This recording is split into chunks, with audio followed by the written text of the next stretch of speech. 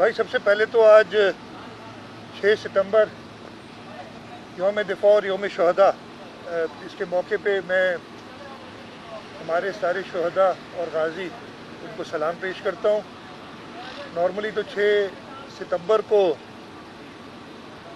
मैं ख़ुद पिछले 5 साल से चीफ मिनिस्टर हूँ सूबे सिंध का। इस दिन को ख़ास तौर पे शहदा के लिए कोई ना कोई इवेंट होता था कराची में, उसको अटेंड करता था। लेकिन आज मुझे यहाँ समन था अकाउंटेबिलिटी कोर्ट में जो रेफरेंस फाइल के उस सिलसिले में, उसमें इधर हाजिर हुआ हूँ। और आज के दिन भी जहाँ तक मुझे पता है, इसलिए कि अभी कार्रवाई मुकम्मल नहीं हुई, इसलिए कि आईओ मौजूद ही नहीं थे। इन्वेस्टिगेटिंग ऑफिसर जो हैं उनको जज साहब बुलाते रहे, लेकिन वो कोर्ट में मौजूद नहीं थे और उनको उन्होंने 1-1.5 घंटे का टाइम दिया है कि वो कोर्ट में आए।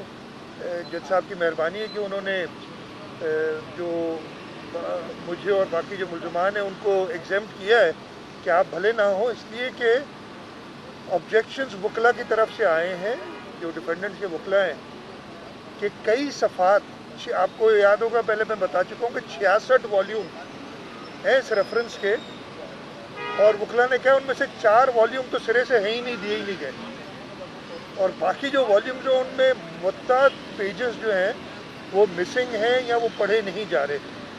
तो जज साहब को ये कहा था कि जी अगर इनको रिकॉर्ड का हिस्सा बनाना है तो कम से कम हमें मुहैया तो करें, और उस सिलसिले में उन्होंने आईओ को बुलाया था।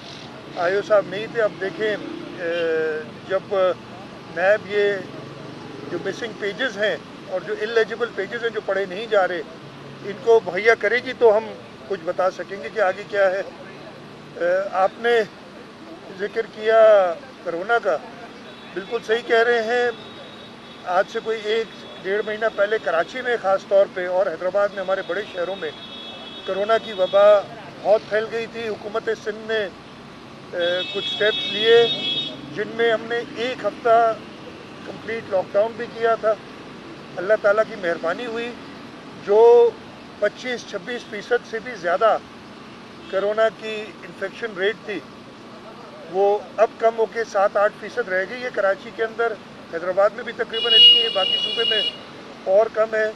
और जो लोगों ने ताउन किया, लोगों ने जो सिंध हुकूमत के SOPs थे या उनकी जो रिस्ट्रिक्शंस थी उनको फॉलो किया, उससे अल्लाह ताला का शुक्र है कि एक बार फिर हम इस वक्त कोरोना की वबा पे कुछ सूबा सिंध में कंट्रोल कर सकें। इसके साथ साथ हम वैक्सीनेशन पे भी कोशिश कर रहे हैं कि ज़्यादा से ज़्यादा कीजिए, और वैक्सीनेशन ड्राइव भी हमारी चल रही है। आपने बिल्कुल दुरुस्त का सवाल आपने किया था कि हुकूमत सिंध जब ये स्टेप्स ले रही थी तो हमें शदीद तनकीद का सामना करना पड़ा था लोगों से कि जी क्या सिर्फ सिंध में होता है, और अभी इस वक्त सिंध में कुछ कंट्रोल में है, बाकी सूबों में मैंने सुना है कि कुछ बढ़ा हुआ है।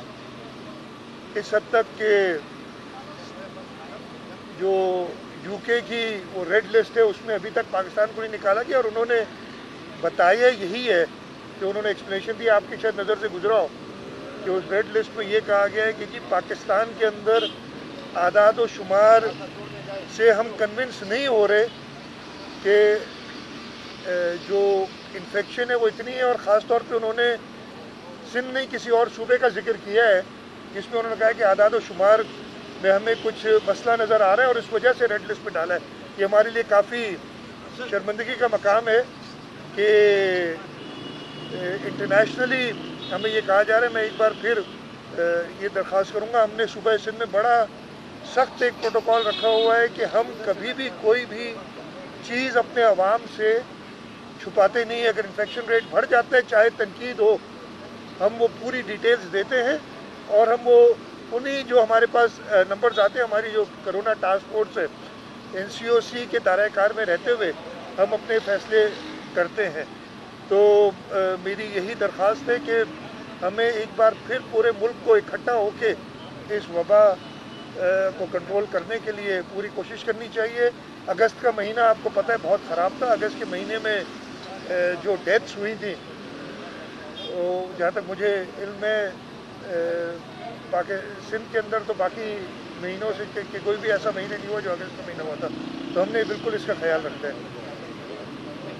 थैंक यू जी, थैंक यू जी।